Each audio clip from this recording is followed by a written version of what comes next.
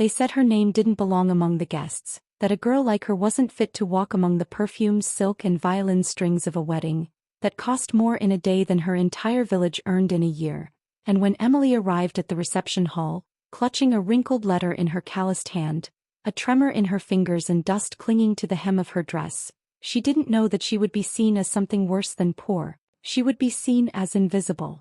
The hall shimmered like something out of a dream, all glass chandeliers and white roses, marble floors polished so clean they looked like still water, and there, standing like gods in their gold-trimmed suits and designer gowns, were people she had only ever seen on magazine covers. Her stepsister Alina in a satin dress sewn by hands in Paris, laughing with her groom who wore medals he never earned, and a smile she remembered from childhood only when it was aimed at someone he wanted to use.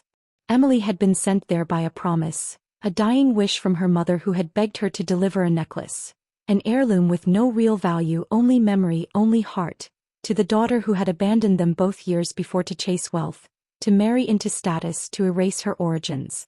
But Emily, barefoot after walking nearly 8 kilometers because the village bus broke down, covered in dust, cheeks red with sunburn and anxiety, did not look like someone bearing an offering. She looked like a stain.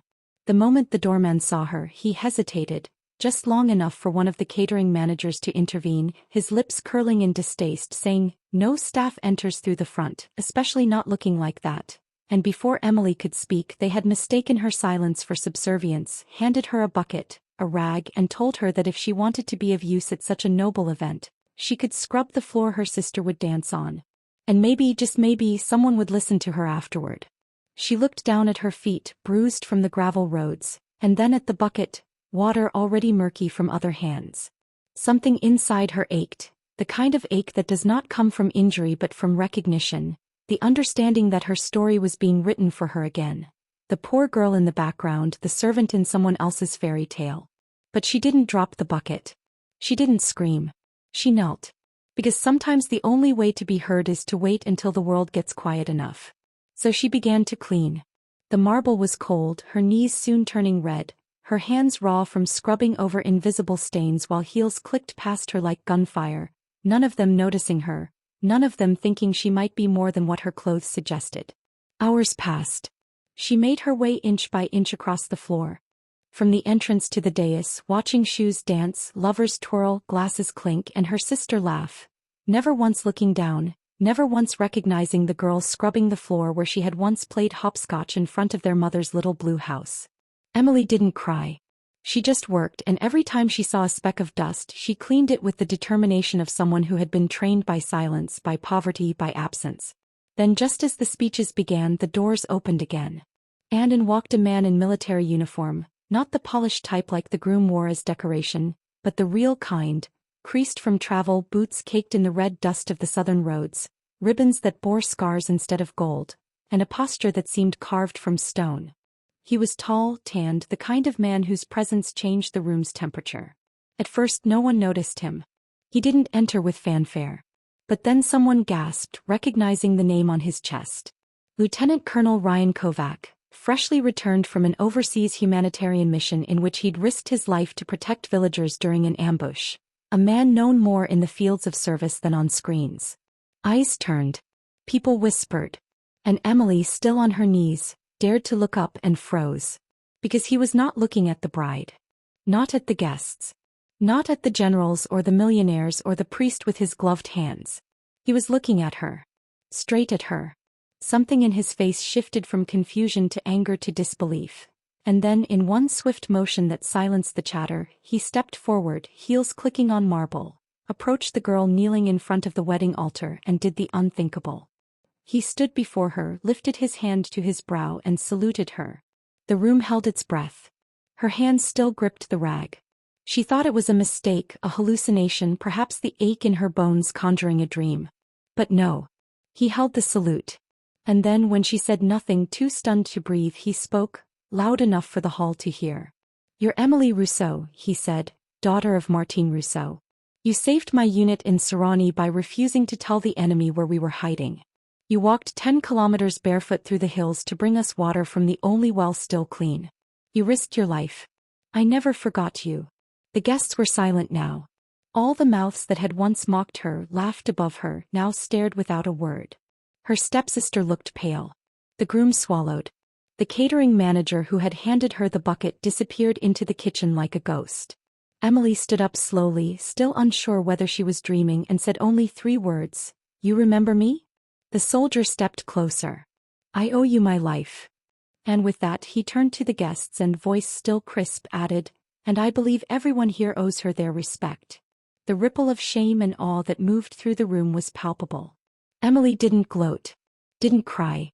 She simply stood tall, barefoot, in her worn dress, holding nothing but a necklace for a sister who never wanted to claim her. And suddenly she was the most regal person in the room. The silence that followed Ryan's words hung like fog over the marble, thick and heavy, smothering whatever glamour the room had pretended to wear. And in that stunned quiet, Emily found herself not as a servant, not as a charity case, but as a human being. For the first time in years, her name did not taste like dirt in someone else's mouth.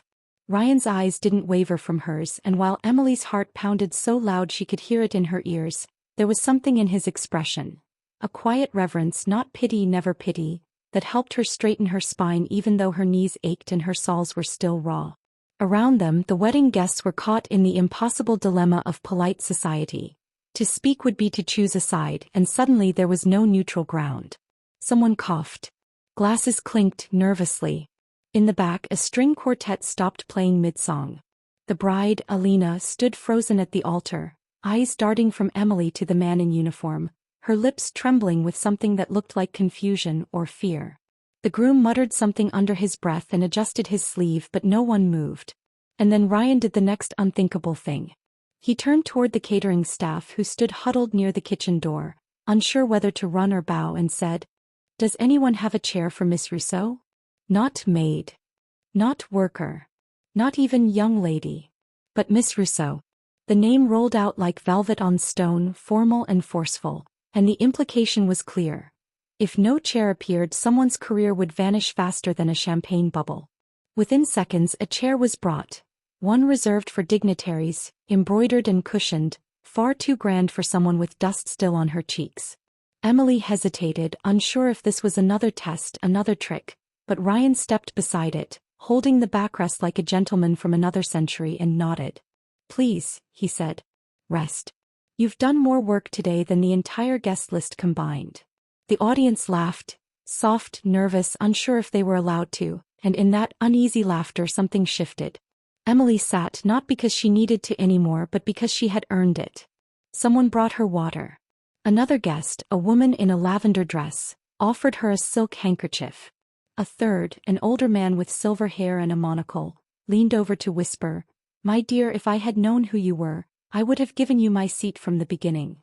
And Emily smiled, not bitterly, not triumphantly, just softly, like someone who had learned long ago that kindness meant nothing unless it came after cruelty had been exposed. Ryan didn't leave her side. Instead, he turned back toward the altar and said, "Forgive me, I wasn't aware this was a closed event. I received an invitation by courier this morning and signed, but I now realize I was brought here for a reason." He glanced at Emily. "I suspect fate knows how to find those it owes." Murmurs rose again. The bride blinked. "We didn't invite you," she said, voice thin, strained. "This is a private family gathering." Ryan tilted his head. "Family," he repeated, not unkindly but as if tasting the word. Then he looked at Emily. "Funny. I would have thought she was family." Alina paled. I haven't spoken in years." "Yes," Ryan said, "and yet she came. Not to dance, not to eat, not to demand anything. She came to bring you this." He reached into Emily's lap, where the small velvet pouch lay like a secret, and held it out. "From your mother. Before she passed." The mention of Martine Rousseau, a name that echoed with struggle and sacrifice, made the bride's expression collapse in on itself. The groom leaned in, whispering something sharp in her ear, and Alina flinched, then shook her head. "I don't want it," she said too loud. "I told you, I don't want to remember that part of my life." The sentence landed like a gunshot. Emily didn't flinch. She didn't need to. The room did it for her. You could hear the air go out of the lungs of 100 guests. "That part," someone whispered. "Her mother," another said. "Wasn't she the one who—" "Yes," someone else interrupted, She took care of the entire village when the fever hit. She was a saint. Ryan held the pouch a moment longer, then lowered it, gently placing it on the table beside Emily. Then I will hold it until someone worthy wants to remember her. The music never started again. The speeches stumbled on, awkward and hollow. The bride smiled tightly, drank too much wine, and the groom kept looking toward the door like he wanted to run. But no one dared ask Emily to leave. Because in that glittering hall, surrounded by the wealthiest, the most powerful and the most fashionable, it was the barefoot girl in the wooden chair who suddenly held the most gravity. And that was just the beginning. Later that night, long after the guests had left and the flowers began to wilt under the weight of the chandeliers, Emily remained in her chair. The hall was quiet now, its glamour faded like stage makeup after the performance, and she sat with her bare feet curled beneath her, the velvet pouch untouched beside her hand. Across the room, staff moved silently like ghosts, clearing plates, folding tablecloths, speaking in whispers as if afraid to disturb something sacred that had happened here. And sacred it was. Because something had changed, not just in the room or the guests but within Emily herself. For years she had been trained to apologize for her existence. Taught by silence, by cruelty, by omission. Taught by her half-sister Alina's indifference, by her aunt's quiet resentment, by the way people looked past her, never at her. But tonight had carved a crack in that old shame. A crack wide enough for light to get in. She didn't know what Ryan's salute had meant, whether it had been a symbolic gesture or a military instinct or something else entirely. But she remembered the way his eyes had searched hers. Not to evaluate, to remember. Ryan stood a few feet away, his jacket folded over one arm now, shirt sleeves rolled up, the metals on his chest dimmed by the soft lights. He didn't say anything at first. Just stood there, watching her with the patience of someone who had waited a long time to be where he was now. Then finally he broke the silence. "I met your mother once," he said quietly. Emily looked up startled. "You did?" "Yes. I was 17. I'd just enlisted. It was a stormy night. My unit was lost outside Vosges, soaked, exhausted, half of us had frostbite. She took us in." Emily felt her throat tighten. That sounds like her. She didn't ask for names. Didn't ask for money. Just gave us soup and towels and beds. I never forgot it. Ryan walked toward her, stopped beside the table, looking down at the velvet pouch. "She had a daughter," he said. "What, 9?" Emily nodded. "Alina had already left for school. I stayed behind.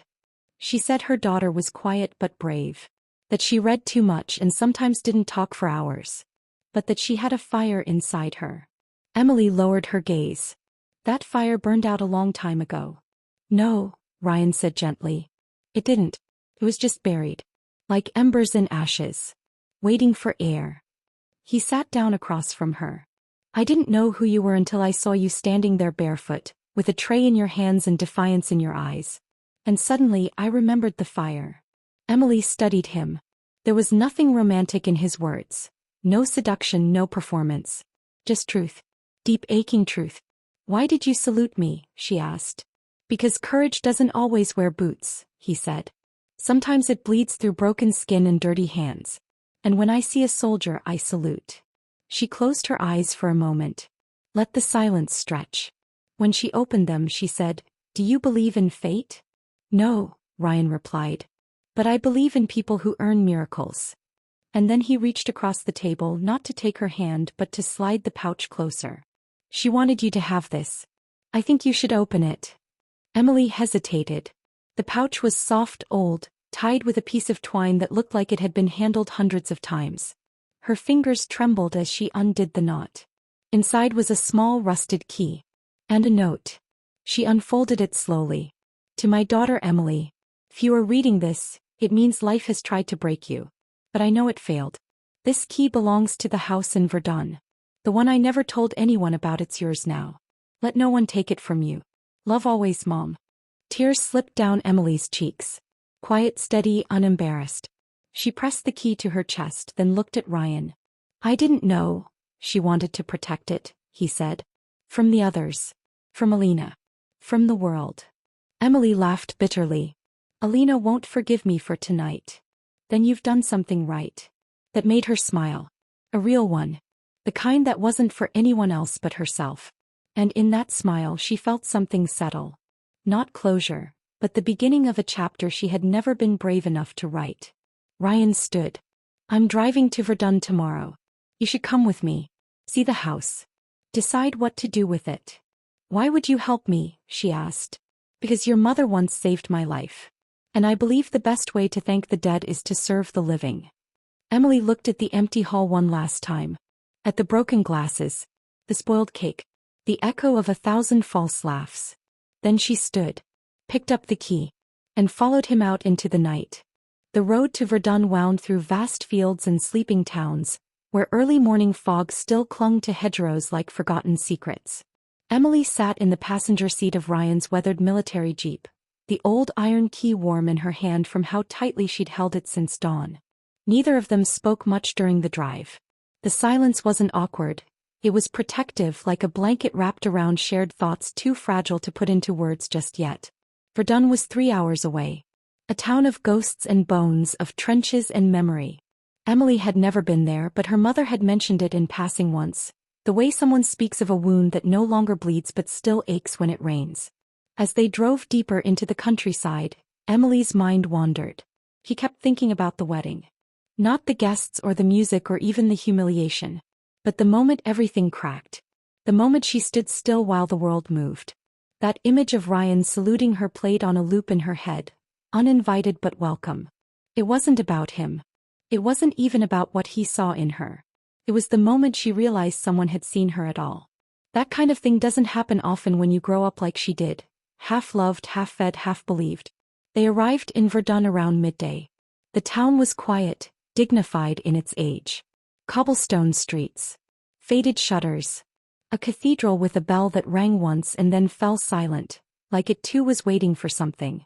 Ryan parked outside a wrought iron gate hidden behind a row of hedges. It looked like the entrance to a forgotten garden. Emily stepped out, heart pounding. The key felt heavier now. She slipped it into the lock, which protested at first but then gave way with a sigh, as though relieved to finally fulfill its purpose. The house was modest. A 2-story cottage, pale blue with white trim and ivy crawling up one side like a secret too stubborn to let go. Inside, dust danced in the air like tiny spirits. The furniture was old but cared for. A sofa draped in linen sheets. A kettle still sitting on the stove. A wooden table with a faded photograph in the center. Emily picked it up. Her mother, young and laughing, holding a baby wrapped in a pink blanket. But the date didn't make sense. It was 10 months after Emily had been born. Who's this? She asked aloud. Ryan came to her side. That's not you. She shook her head slowly. No. I wasn't born in winter. They searched the house in silence. In the upstairs bedroom they found more photos. A small box with hospital bracelets. 2 names, Emily and Lizette. Her hand went numb. There were birth certificates. One for her and one for a second child. Emily's supposed twin declared stillborn. But the dates didn't line up. One certificate was dated 3 years before the other. Her pulse raced. She had another daughter, she whispered. Before me. And never told anyone, Ryan said. Why? In the attic they found the answer. In a chest hidden beneath a floorboard there were letters. Dozens of them. All addressed to a man named Adrian Kazanak. A soldier.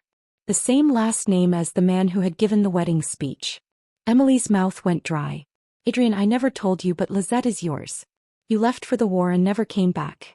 I heard you were killed, but now I'm not so sure. I gave her up when I thought you were dead. I couldn't raise her alone. They told me she would go to a good family. I regret it every day. I kept this house in case she ever found her way back.